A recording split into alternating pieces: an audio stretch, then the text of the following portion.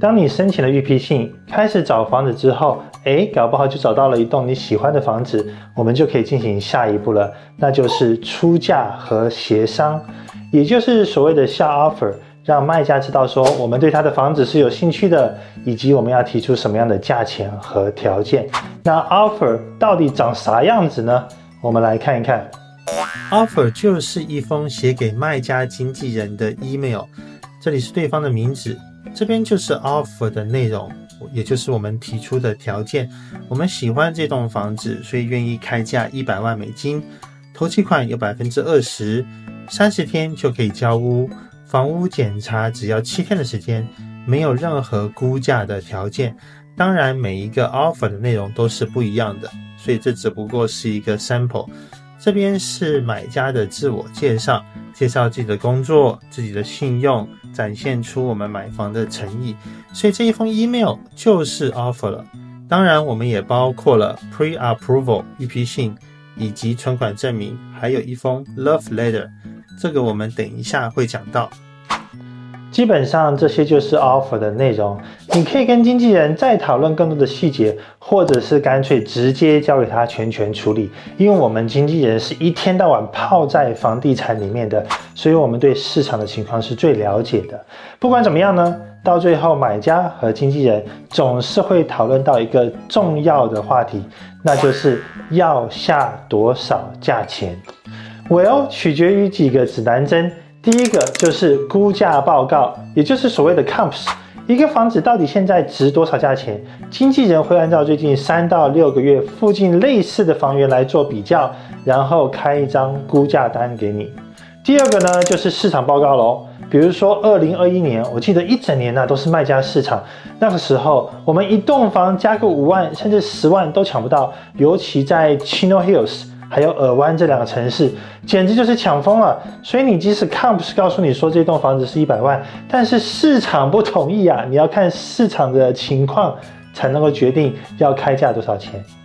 第3个指南针呢，就是有没有其他的买家，以及这些买家开了怎么样的价钱。如果你真的很喜欢这栋房的话，那你就要加价跟别人抢了。所以这3个指南针可以帮助我们决定一个买房的价钱。在这里我要非常有礼貌的带着尊敬的态度讲一句心里话，那就是 Nobody cares， 没有人在乎你的心理价位。我有一些买家跟我讲说，康比啊，我看中了这栋房子，我的心理价位是90万，可是估价报告以及市场的情况都告诉我们说这栋房子至少可以卖110万，那卖家就不会在乎你的心理价位，经纪人也不 care 你的心理价位。虽然我们嘴巴上不会说，因为永远是当时市场的情况决定这栋房可以卖多少钱，要出多少价钱，不是你的心理价位说了算，乃是取决于这3个指南针，不然你乱出价，把卖家惹生气了，就无法继续谈下去了。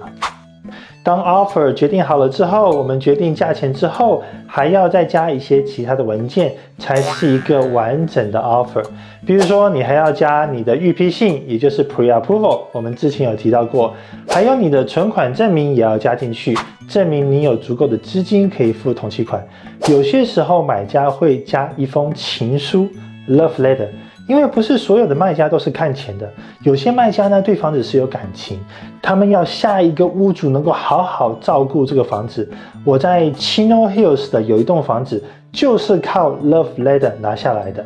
所以我们把这些所有的文件放在一起，就成了一个 package， 就写 email 给对方的经纪人。通常对方收到之后2-3天就会回复，告诉你他们愿不愿意接受你的 offer， 或者是最常见的一个回复，那就是 counter offer， 代表说卖家要跟你讨价还价了。